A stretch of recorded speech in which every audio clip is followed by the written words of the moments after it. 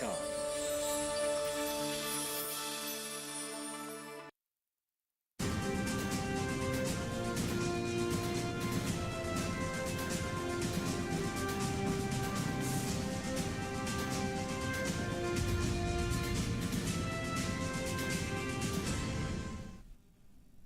नमस्कार, किसान समाचार में आपका स्वागत है। मैं हूं रेशमा आपके साथ। आइए नजर डालते हैं इस वक्त की हेडलाइंस पर। भारत में दुनिया की सबसे बड़ी पशुधन आबादी, लगभग 515 मिलियन पशुधन क्षेत्र भारतीय अर्थव्यवस्था के विकास और स्थिरता में निभाता है बड़ी भूमिका। बीते 10 सालों में केंद्र की मोदी सरकार ने पशुधन के विकास के लिए उठाए हैं कई क्रांतिकारी कदम।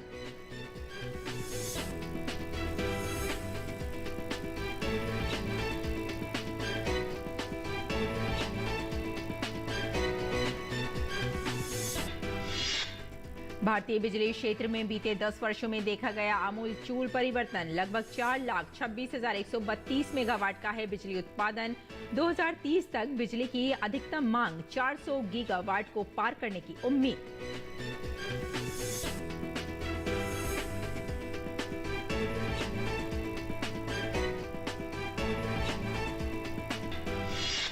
नई दिल्ली में देश के कृषि विश्वविद्यालयों के कुलपतियों और भारतीय कृषि अनुसंधान परिषद के संस्थानों के निदेशकों का सम्मेलन।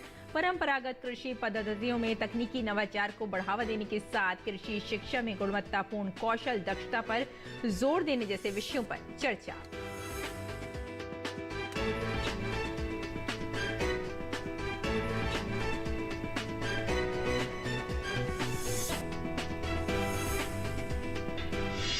और दिल्ली एनसीआर समेत उत्तर भारत के कई क्षेत्रों में बारिश। मौसम विभाग ने कहा हिमालयी क्षेत्रों में अब कम हो सकती है भारी बारिश और बर्फबारी। और अब समाचार विस्तार से। भारत में दुनिया की सबसे बड़ी पशुधन आबादी है। लगभग 515 मिलियन पशुधन क्षेत्र भारतीय अर्थव्यवस्था के विकास और स्थिरता में एक बड़ी भूमिका निभाता है। पशुपालन को हमेशा किसानों की सामाजिक आर्थिक स्थिति के विकास में एक महत्वपूर्ण कारक माना जाता है। बीते 10 सालों में केंद्र की मोदी सरकार ने पशुधन के विकास के लिए भी कई क्रांतिकारी कदम उठाए हैं, जिसका फायदा साफ तौर पर पशुपालकों को मिल रहा है।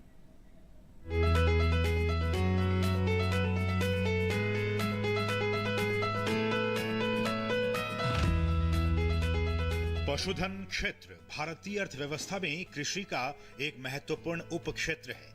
सहायक रोजगार और वैकल्पिक अर्थव्यवस्था के रूप में खासकर पर्वतीय, जनजातीय, ग्रामीण और अर्ध शहरी क्षेत्रों में ये अहम भूमिका निभाता है। पशुधन क्षेत्र 2014-15 से 2021-22 तक 13.36% की चक्रवृद्धि वार्षिक वृद्धि दर से बढ़ा है। पिछले 9 वर्षों में दूध उत्पादन 57.6% बढ़कर 2022-23 के दौरान 230.60 मिलियन मीट्रिक टन हो गया है। पिछले 9 वर्षों में दूध उत्पादन 5.9% की वार्षिक वृद्धि दर से बढ़ रहा है। चालू वित्तीय वर्ष के दौरान राष्ट्रीय गोकुल मिशन के तहत उपलब्ध बजट आवंटन में 44.92% की वृद्धि की गई है। पीएम मोदी की अध्यक्षता में केंद्रीय मंत्रिमंडल ने अवसंरचना विकास कोष के तहत लागू किए जाने वाले पशुपालन अवसंरचना विकास कोष को 29,610.25 करोड़ रुपए के परिव्यय के साथ 2025-26 तक अगले 3 वर्षों के लिए जारी रखने की मंजूरी दे दी थी।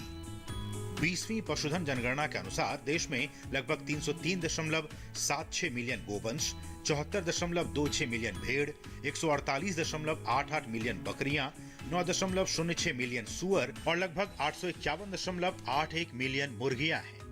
डेयरी सेक्टर सबसे अहम क्षेत्र है जो राष्ट्रीय अर्थव्यवस्था में 5% योगदान देती है और 8 करोड़ से अधिक किसानों को सीधे रोजगार देती है। भारत दूध उत्पादन में पहले स्थान पर है और वैश्विक दूध उत्पादन में 24.64% का योगदान देता है। भारत दुनिया में अंडा उत्पादन में दूसरे और मांस उत्पादन में 5वें स्थान पर है। देश में अंडा उत्पादन 2022-23 में 138.38 बिलियन हो गया। देश में मांस उत्पादन 2022-23 में 9.77 मिलियन टन हो गया। पशुधन के लिए केंद्र की मोदी सरकार ने कई अहम योजनाएं भी शुरू की हैं, जैसे राष्ट्रीय गोकुल मिशन। इसमें स्वदेशी गोजातीय नस्लों के विकास और संरक्षण के लिए काम किया जा रहा है। राष्ट्रीय पशुधन मिशन योजना का केंद्र बिंदु रोजगार सृजन, उद्यमिता विकास, प्रति पशु उत्पादकता में वृद्धि और इस प्रकार मांस, बकरी के दूध, अंडे और ऊन के उत्पादन में वृद्धि है। राष्ट्रीय डिजिटल पशुधन मिशन के तहत विकसित भारत पशुधन प्रत्येक पशुधन को आवंटित एक 12 अंकों के टैग आईडी का उपयोग करेगा। भारत पशुधन गोवंश के लिए ट्रेसेबिलिटी प्रणाली प्रदान करके किसानों को सशक्त बनाएगा और बीमारी की निगरानी और नियंत्रण में भी मदद करेगा। पशुधन स्वास्थ्य और रोग नियंत्रण कार्यक्रम के तहत टीकाकरण द्वारा आर्थिक और जूनोटिक महत्व के पशु रोगों की रोकथाम के लिए भी कार्य किए जा रहे हैं। पशुधन जनगणना के तहत 2019 में 20वीं पशुधन जनगणना आयोजित की गई थी।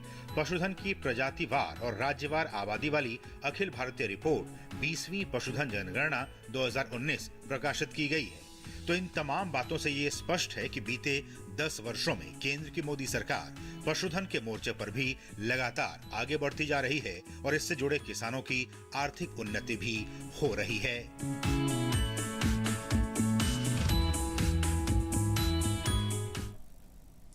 भारतीय बिजली क्षेत्र में बीते 10 वर्षों में आमूलचूल परिवर्तन देखा गया है। ये क्षेत्र आज एक महत्वपूर्ण बदलाव के दौर से गुजर रहा है।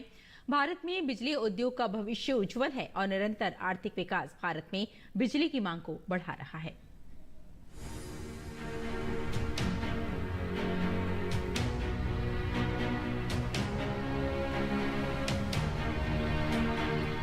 भारत में बिजली क्षेत्र में बीते 10 सालों में कई बदलाव देखे गए हैं।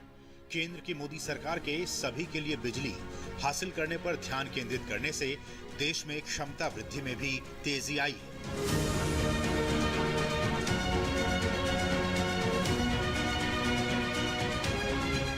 सरकार ने पिछले 9 वर्षों में 1,94,394 मेगावाट उत्पादन क्षमता जोड़कर बिजली क्षेत्र को बिजली की कमी से बिजली की अधिकता वाले क्षेत्र में बदल दिया है। बिजली उत्पादन की वर्तमान स्थापित क्षमता लगभग 4,26,132 मेगावाट है। आज पीएम मोदी के दूरदर्शी नेतृत्व में हर गांव और हर घर तक बिजली पहुंचा दी गई है। ग्रामीण क्षेत्रों में बिजली की उपलब्धता 2015 में 12 घंटे से बढ़कर 20.6 घंटे और शहरी क्षेत्रों में 23.8 घंटे तक बढ़ गई है। सभी के लिए किफायती एलईडी यानी उजाला योजना, जिसके तहत प्रधानमंत्री ने 5 जनवरी 2015 को इस कार्यक्रम का शुभारंभ किया था। उजाला योजना के तहत पारंपरिक बल्बों की जगह LED bulb, LED tube lights और बिजली बचाने वाले पंखे दिए जा रहे हैं। अब तक पूरे भारत में 36.86 करोड़ से अधिक एलईडी बल्ब वितरित किए गए हैं। इसके परिणाम स्वरूप प्रतिवर्ष 48.39 बिलियन kWh की अनुमानित ऊर्जा बचत हुई है। स्ट्रीट लाइटिंग राष्ट्रीय कार्यक्रम, प्रधानमंत्री ने 5 जनवरी 2015 को पूरे भारत में पारंपरिक स्ट्रीट लाइटों को स्मार्ट और ऊर्जा कुशल एलईडी स्ट्रीट लाइटों से बदलने के लिए street lighting national programme launch किया था। अब तक इस कार्यक्रम ने पूरे भारत में यूएलबी और ग्राम पंचायतों में 1.30 करोड़ से अधिक एलईडी स्ट्रीट लाइटें लगाई। भारत में बिजली की कमी 2014 में लगभग 4.5% थी, जो आज घटकर 1% से भी कम रह गई है। बीते 19 महीनों में ही 29 मिलियन घरों में बिजली पहुंचाते हुए मोदी सरकार ने सार्वभौमिक बिजली की पहुंच सुनिश्चित की है। सरकार ने लगभग 194 गीगावाट बिजली क्षमता भी बढ़ाई है, जिसमें से लगभग 107 गीगावाट नवीकरणीय ऊर्जा है। बीते 10 सालों में लाखों किलोमीटर ट्रांसमिशन लाइनों का निर्माण किया गया है, जिसने पूरे देश को एक आवृत्ति पर एक ग्रिड में जोड़ा है, जिससे ये दुनिया का सबसे बड़ा एकीकृत ग्रिड बन गया है। 2014 में अधिकतम मांग 130 गीगावाट के आसपास थी, जबकि आज ये 243 गीगावाट के आसपास है। 2030 तक बिजली की अधिकतम मांग 400 गीगावाट को पार करने की उम्मीद है, जो कि अर्थव्यवस्था की तेज वृद्धि का संकेत है। पिछले वर्ष मांग 9% की दर से बढ़ी और इस वर्ष 10% की दर से बढ़ रही है। साथ ही 2030 तक 500 गीगावाट नवीकरणीय क्षमता को भी भारत पार कर जाएगा। फिलहाल पहले से ही 7 मिलियन टन हरित हाइड्रोजन बनाने की भारत की योजना है। तो कह सकते हैं कि भारत का पावर सेक्टर बीते 10 सालों में कई सुधारों के साथ ही घर घर को रोशन कर रहा है और एक उज्जवल भविष्य की तरफ कदम आगे बढ़ा रहा है।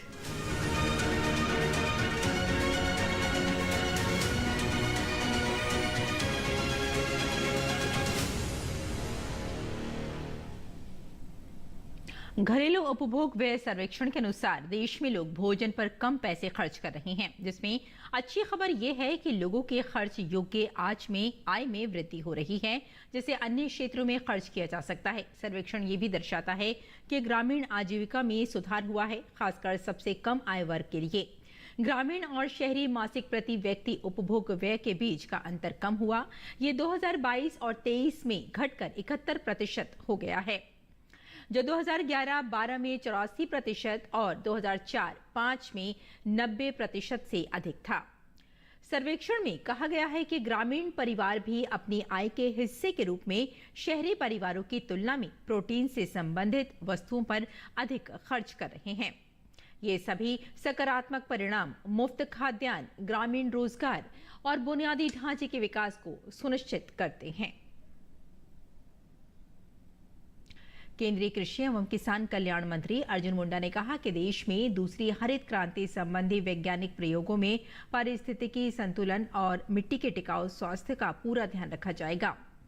जल, जंगल, जमीन और प्राकृतिक जीवन व्यवस्था से न्यूनतम छेड़छाड़ करते हुए कृषि उत्पादन और उत्पादकता बढ़ाने का प्रयास होगा। केंद्रीय कृषि मंत्री ने बिरसा कृषि विश्वविद्यालय रांची में आयोजित 3 दिवसीय एग्रोटेक किसान मेले का उद्घाटन करते हुए कहा कि भारतीय जीवन पद्धति और भारतीय मिट्टी में बहुत ताकत है। इस ताकत और यहाँ की मिट्टी में उपलब्ध पोषक तत्वों को बचाए रखने के लिए सजगता के साथ अगली कृषि क्रांति के लिए सबको काम करना होगा। और दिल्ली स्थित ICAR परिसर में बने भारत रत्न डॉक्टर C सुब्रमण्यम सभागार में देश के कृषि विश्वविद्यालयों के कुलपतियों और भारतीय कृषि अनुसंधान परिषद के संस्थानों के निदेशकों का सम्मेलन आयोजित किया गया। सम्मेलन में परंपरागत कृषि पद्धतियों में तकनीकी नवाचार को बढ़ावा देने के साथ कृषि शिक्षा में गुणवत्तापूर्ण कौशल दक्षता को बढ़ावा देने जैसे विषयों पर चर्चा हुई। देखते हैं OP यादव की ये रिपोर्ट। नई दिल्ली में देश के कृषि विश्वविद्यालयों के कुलपतियों और भारतीय कृषि अनुसंधान परिषद के संस्थानों के निदेशकों का राष्ट्रीय सम्मेलन आयोजित हुआ। सम्मेलन में भाग लेने आए ICAR के महानिदेशक डॉक्टर हिमांशु पाठक ने कहा कि सालाना आयोजित होने वाले इस सम्मेलन में कृषि की परंपरागत पद्धतियों, कौशल विकास और CSR जैसे मुद्दों पर चर्चा हुई। स्किल डेवलपमेंट कैसे हमारे छात्रों के बीच में, किसानों तक और खास करके हमारे जो वैज्ञानिक गण हैं, इनको भी नए विज्ञान, नए टूल्स, नए टेक्नोलॉजी का स्किल किस तरीके से इसका बढ़ाया जाए, इसके ऊपर हम जोर दे रहे हैं। चाहे यूनिवर्सिटीज़ हो, चाहे हमारे इंस्टीट्यूट्स हो, इसका फंडिंग सपोर्ट बेस बढ़ाने की बड़ा जरूरत है। इसमें सरकार की ओर से काफ़ी सारे कदम उठाया जा रहा है, लेकिन साथ साथ हम ये भी मानते हैं कि इसमें इंडस्ट्री को साथ मिल करके उनके साथ भागीदारी में अगर हम काम करेंगे तो हमारा रिसर्च, एजुकेशन और एक्सटेंशन का क्वालिटी भी बढ़ेगा और इसमें कुछ बजट जनरेशन भी इसमें हो सकता है। सम्मेलन में मौजूद कृषि वैज्ञानिक चयन मंडल के अध्यक्ष डॉक्टर संजय कुमार ने कहा कि कृषि क्षेत्र में उत्कृष्ट मानव संसाधन चयनित कर देश के लिए तैयार करना हमारी प्राथमिकता है। ASR भी हमेशा ये चाहेगा कि जितने भी हमारे ग्रेजुएट हों वो नेशनल डेवलपमेंट में कंट्रीब्यूट कर सकें। तो हमारा इसलिए यही प्रयास रहता है ASRB के अंदर कि हम बेस्ट टैलेंट को अट्रैक्ट करें और बड़े टाइमली अट्रैक्ट करें। हम कोशिश करते हैं कि जो नेशनल प्रॉब्लम को समझे और नेशनल डेवलपमेंट में कंट्रीब्यूट कर सके थ्रू एग्रीकल्चर, हम ऐसे टैलेंट को हमेशा अट्रैक्ट करना चाहेंगे। इस दौरान भारतीय कृषि अनुसंधान परिषद के उप महानिदेशक शिक्षा डॉक्टर RC अग्रवाल ने कहा कि नई शिक्षा नीति के तहत नए कौशल दक्षता से पूर्ण वोकेशनल कोर्स शुरू किए जा रहे हैं। हमें डिस्कस कर रहे हैं कि किस तरह से नए वोकेशनल कोर्सेज शुरू करें, हम लोग जो है किस तरह से ज़्यादा स्किल डेवलपमेंट पर फोकस करें, क्या क्या उसकी पॉसिबिलिटीज हो सकती हैं, और जो राष्ट्रीय शिक्षा नीति है उसके कार्यान्वयन में, उसके इम्प्लीमेंटेशन में किस तरह से और नई चीज़ें हम शुरू करें और किस तरह से हम नई कोर्सेज इस तरह के शुरू करें अंडर ग्रेजुएट लेवल पर, उसको मॉडिफाई करें जिससे कि राष्ट्रीय शिक्षा नीति का सही मायने में कार्यान्वयन हो सके। सम्मेलन में मौजूद रानी लक्ष्मीबाई केंद्रीय कृषि विश्वविद्यालय झांसी के कुलपति प्रोफेसर AK सिंह ने कहा कि नई शिक्षा नीति का छात्रों को फायदा मिले, इसके लिए परंपरागत कोर्सेज को आधुनिक करने की जरूरत है। न्यू एजुकेशन पॉलिसी में विशेष मुद्दा स्किलिंग का है कि जो विद्यार्थी खास करके उसमें से पास आउट होंगे उनको किस तरह का कौशल चाहिए। वर्ल्ड में यदि देखें तो जो टॉप की 10 जॉब्स अपॉर्चुनिटीज़ हैं उसमें इंफॉर्मेशन टेक्नोलॉजी, डिजिटल एग्रीकल्चर, इसकी संभावनाएं हैं। और अभी जो हमारे ट्रेडिशनल कोर्सेज हैं उसको पूरी तरह से परिवर्तित करने की ज़रूरत है, मॉडर्न फ्यूचर को देखते हुए और देश की रिक्वायरमेंट्स को देखते हुए। सम्मेलन में भाग लेने आए महाराणा प्रताप कृषि एवं प्रौद्योगिकी विश्वविद्यालय उदयपुर के कुलपति प्रोफेसर अजीत कुमार कर्नाटक ने कहा कि कृषि क्षेत्र में नई शिक्षा नीति युवाओं को रोजगार लेने के बजाय रोजगार देने वाले मानव संसाधन तैयार करने का माध्यम बन रही है। मुझे बड़ी खुशी है कि स्किल डेवलपमेंट पर ध्यान दिया जा रहा है, एंटरप्रेन्योरशिप पर ध्यान दिया जा रहा है और किस तरह से जो छात्र है या छात्रा है वो नौकरी पाने के लिए न दौड़े बल्कि एक ऐसा संस्थान खड़ा करे जिसमें वो अपने इस विधा कृषि विधा से रिलेटेड लोगों को सर्विस दे। तो इस तरह की बात चली और साथ में ये बात चल रही है कि कृषि को किस तरह से परिवर्तित करें, किस तरह से हम लोग विविधीकरण करें कृषि का। सम्मेलन में मौजूद चौधरी चरण सिंह हरियाणा कृषि विश्वविद्यालय हिसार और महाराणा प्रताप उद्यान विश्वविद्यालय करनाल के कुलपतियों ने भी अपने विचार रखे। मैं चूँकि वाइस चांसलर के रूप में आज इसमें पार्टिसिपेट कर रहा हूं, तो हम अपने क्षेत्र में किस तरह की समस्या को देख रहे हैं और उसको हमें वृहद रूप में लेकर के चलें, तो उसको साथ में जोड़ते हुए जो हमारी कॉमन प्रॉब्लम्स है उसको डिस्कस करते हैं और हमारे कॉमन इश्यूज हैं तो आपस में भी हम लोग शेयर करते हैं। जैसे कि आज का एक बड़ा अच्छा जो एक सेटअप है जिसमें ब्रेकआउट सेशन है, 8 ब्रेकआउट सेशंस में अलग अलग मुद्दों पर जो है चर्चा होगी, ये इसका मुख्य बिंदु है। विश्वविद्यालयों और हमारी जितने भी अनुसंधान हैं, विस्तार गतिविधियां हैं, पठन पाठन की गतिविधियां, उनसे संबंधित 2 दिन तक चर्चा रहेगी। और जैसा कि इनॉग्रेल सेशन में आपने देखा कि यदि हमें हमारे माननीय प्रधानमंत्री जी का सपना कि 2047 तक हम विकसित राष्ट्र होंगे, उसको साकार करना है तो कृषि को ट्रांसफॉर्म करना उतना ही आवश्यक है। 2 दिन तक चलने वाले इस महत्वपूर्ण सम्मेलन में देश के केंद्रीय कृषि विश्वविद्यालयों, राज्य विश्वविद्यालयों के कुलपतियों और ICAR के संस्थानों के निदेशक भाग ले रहे हैं। इसमें जो ब्रेकआउट सेशंस होंगे इनमें DDG के साथ चर्चा हुई और इसमें जो फ्लैग किए गए इशू उनके कुछ सॉल्यूशंस भी निकले हैं और डिप्लोमा कोर्सेज के बारे में भी बताया गया है। तो ये सारी चीज़ें जो आगे जा कर के हमें समझ में यही आता है कि ये ICAR का जो एफिशिएंसी है, वर्किंग एफिशिएंसी और स्टेट एग्रीकल्चर यूनिवर्सिटीज़ का, तो ये सारा प्रोग्राम जो हुआ है ये बहुत ही फ्रूटफुल रहा है डिस्कशन।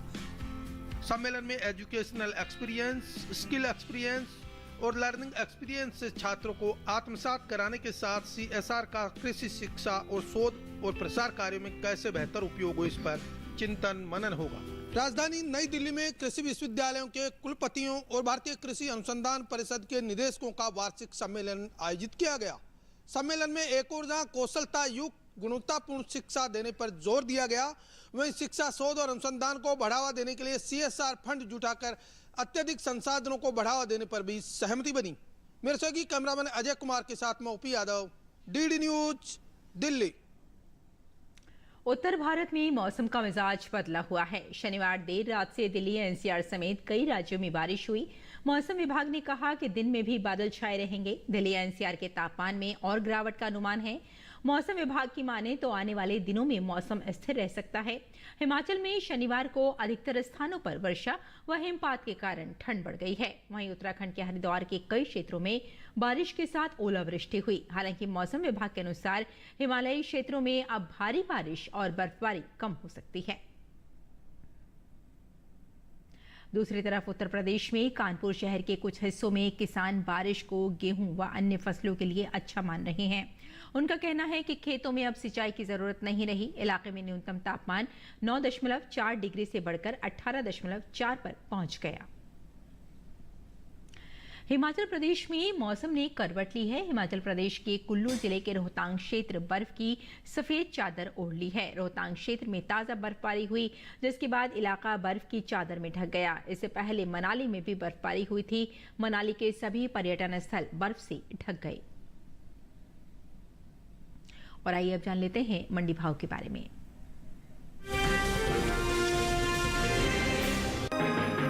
हाल ही में केंद्र सरकार ने विपणन सीजन 2024-25 के लिए रबी फसलों के न्यूनतम समर्थन मूल्य में बढ़ोतरी की है। रबी फसलों में सबसे ज्यादा बढ़ोतरी मसूर की दाल की एमएसपी में हुई है। रबी सीजन 2024-25 के लिए मसूर की दाल की एमएसपी में 425 रुपए प्रति क्विंटल की बढ़ोतरी हुई है और अब इसका न्यूनतम समर्थन मूल्य 6,000 रुपए से बढ़कर 6,425 रुपए प्रति क्विंटल हो गया है। बात मसूर के पैदावार की करें तो इस साल रबी मसूर की पैदावार में बढ़त देखने को मिल सकती है। कृषि मंत्रालय के तीसरे अग्रिम अनुमान के मुताबिक साल 2022-23 के दौरान देश में मसूर की उपज 15,80,000 टन होने का अनुमान जताया गया है, जबकि बीते साल की समान अवधि के दौरान मसूर की उपज 12,69,000 टन ही रही थी। कुल दलहन की उपज पर नजर डालें तो घरेलू स्तर पर इस साल कुल दलहन की पैदावार अच्छी हो सकती है। कृषि मंत्रालय के तीसरे अग्रिम अनुमान के मुताबिक देश में साल 2022-23 के दौरान कुल दलहन की पैदावार 275,04,000 टन होने की उम्मीद है, जो पिछले साल के 273.02 लाख टन के उत्पादन की तुलना में 2.02 लाख टन अधिक है। प्रोटीन से भरपूर दालों के निर्यात की बात करें तो देश से होने वाले दालों के निर्यात में इस साल कुछ कमी देखने को मिली है। दलहन के निर्यात में चालू वित्त वर्ष के पहले 9 महीनों के दौरान पिछले वित्त वर्ष की समान अवधि की तुलना में घटा है। एपीडा के मुताबिक साल 2023-24 में अप्रैल से दिसंबर महीने के दौरान कुल दलहन का निर्यात 4,06,000 टन का हुआ है, जबकि साल 2022-23 के दौरान दलहन का कुल निर्यात 5 लाख टन का हुआ था। यानी इस साल कुल दलहन के निर्यात में 94,000 टन की कमी देखने को मिली है।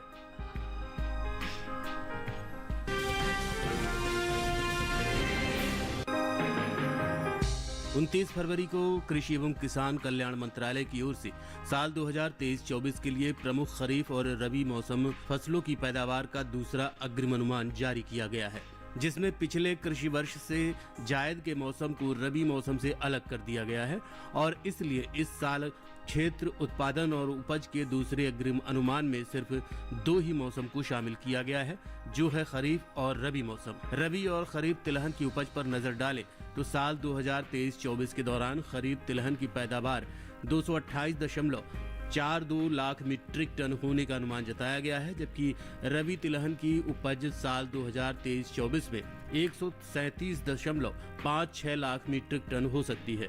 यानी साल 2023-24 के दौरान कुल तिलहन की पैदावार 365.98 लाख मीट्रिक टन होने का अनुमान है, जिसका असर कुल तिलहनी फसलों के बाजार भाव पर पड़ता दिख सकता है। वहीं बात सरसों के पैदावार की करें तो इस साल तिलहनी फसलों में शामिल सरसों की पैदावार बीते साल के लगभग बराबर देखने को मिल सकती है। हाल ही में जारी कृषि मंत्रालय के दूसरे अग्रिम अनुमान के मुताबिक देश में घरेलू स्तर पर साल 2023-24 के दौरान 126.96 लाख मीट्रिक टन सरसों पैदा होने का अनुमान है। वहीं पिछले साल की समान अवधि के दौरान सरसों की उपज लगभग इतनी ही थी। बताते चलें कि हाल ही में केंद्र सरकार ने विपणन सीजन 2024-25 के लिए रबी फसलों के न्यूनतम समर्थन मूल्य में बढ़ोतरी की है, जिसमें रबी सरसों भी शामिल है। रबी सरसों की एमएसपी साल 2023-24 में 5,450 रुपए प्रति क्विंटल थी, जिसे साल 2024-25 के लिए 200 रुपए बढ़ाकर 5,650 रुपए प्रति क्विंटल तय किया गया है।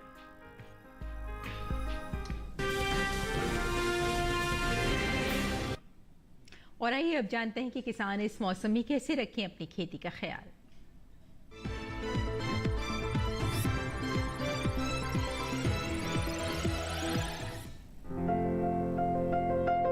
उत्तर पूर्वी बिहार के जालोर इलाके